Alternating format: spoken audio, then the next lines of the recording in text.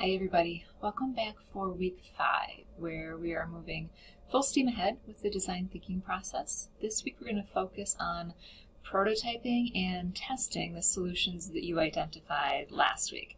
So let me just say that I am really enjoying learning about you and learning about the people that you care about, your interview process with people in your life to identify problems. You've done that. You've built empathy.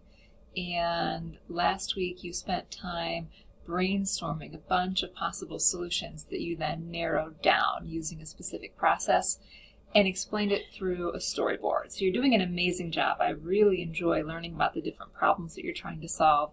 And I'm excited for week 5, which is typically a fun week for students and also for me as we start to see your solutions coming to life. So what you're doing this week is generating a prototype, and that can look like a lot of different things. And you're also sharing that prototype with your customer in a testing stage. So you want to make sure you set up a time to meet with the person that you interviewed in, I think it was week 3. You'll see them again this week to test that prototype with them. You also have Icehouse, Chapter 4, read and comment just how you've been doing. You've been doing a great job with that, and Brightspace. So let me tell you a little bit about what this prototyping is about.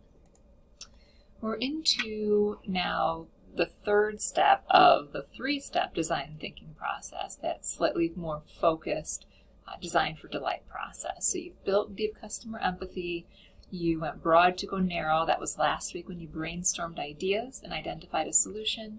And now you're taking that solution and you are engaging in rapid experiments with your customers. Why do we do this? Well, the first reason is really important. We want to avoid making something the customers don't want. We want to avoid wasting the time and definitely wasting the money on building a product or designing a service that isn't the right fit for the customer solution. So you see some examples here, Oreos in a funky flavor that maybe isn't really appealing to people, or even an automobile with different features that are very expensive to design and to implement. It's important we test these things first before we've spent a lot of money so that we can make adjustments. I need you to operate this week on the assumption that the solution you picked last week and you storyboarded, assume that that solution isn't quite right. Maybe it's off altogether and you need to scrap it and start fresh. That's a perfectly acceptable conclusion for this week. Or maybe it's a good idea and it just needs modified in a little small way. That's the whole purpose of the prototyping stage. And I want to let you know an example of prototyping and how it worked. The smartphones that most of us have really started from a product called a Palm Pilot. They evolved into something like a BlackBerry and then evolved into an iPhone or a Google Pixel or whatever you've got for a smartphone. The initial prototypes for those were actually blocks of wood, small blocks of wood that either a gentleman could put in his breast pocket of his dress shirt, or a woman might carry in a purse or another bag or somewhere. They were trying to test if people would actually carry a device around with them. Then the prototypes evolved into pieces of paper representing the images on the screen before they were ever the style of prototyping that we'll be using. We do this because it's the cheapest way to fail and then improve our product. We want to learn really early on exactly where we've gone wrong so that we can make improvements to deliver the best possible solution for our customers. I'm trying to advance my slide. I'm having some frozen computer issues here if the video's getting a little bit wonky. And so you take your big idea and you experiment then with a small part of the idea. For example, if your solution is very visual, it involves design, maybe you can prototype specific patterns or designs or colors. If it's something that is maybe a space, a physical space, you can create a little diorama to see if your process fits, if everything goes together. If it's a service, those are different to prototype. You might want to document the process and then sit down with your customer and walk them through it and ask them, how does this feel?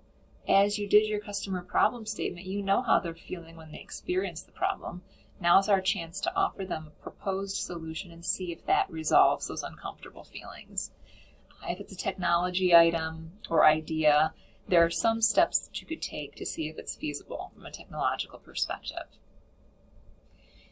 The principles for prototyping that we're going to use in class are listed here. First, they are rapid. We're not meant to spend a ton of time. Your prototype should take you somewhere between 30 minutes and 60 minutes to create. Use that as your benchmark. Please don't spend more than an hour, but if you've whipped it up in a minute or two, it's probably not detailed enough. So take 30 minutes at least, but no more than 60 minutes to create your prototype. It needs to be rough, meaning it's not meant to be something that is presentable to an end user in a finished sort of way. We're using is called low fidelity prototypes, which means that it's rough. It can be written on paper. It can be built with things you have around the house. It's not meant to be a polished, finished product.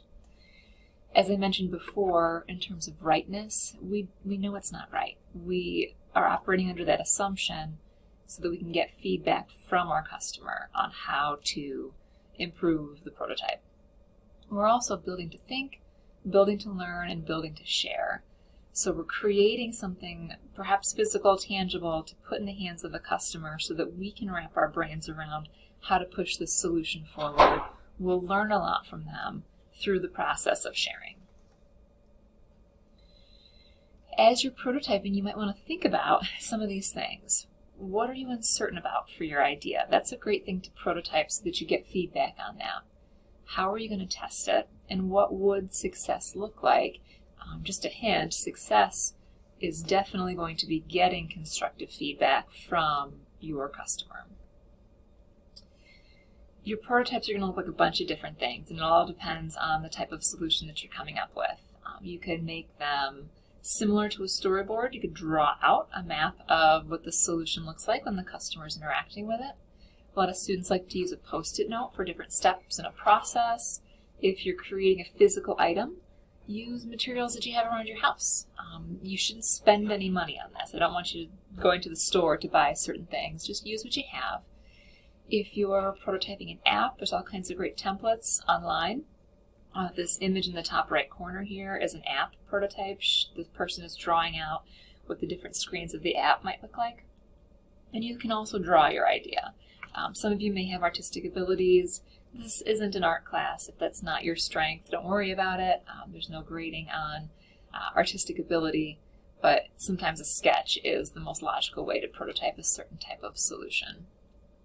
Remember, they're low fidelity. Spend at least 30 minutes, but not more than an hour, making the prototype. And you're trying to get feedback. You're not trying to sell it to the customer. What you want to hear from them is how to make it better. Our goal is not to get confirmation that this is a perfect solution. Thank you so much. It's just an early step in the process that we'll use for continuous improvement.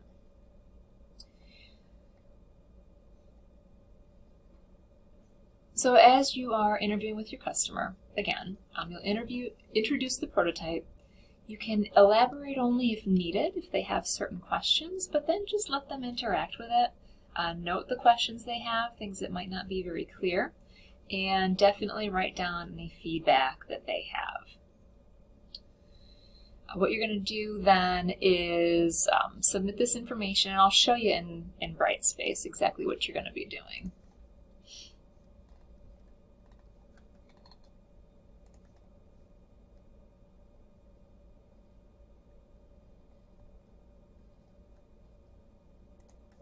So this isn't a discussion, it's just an assignment submission.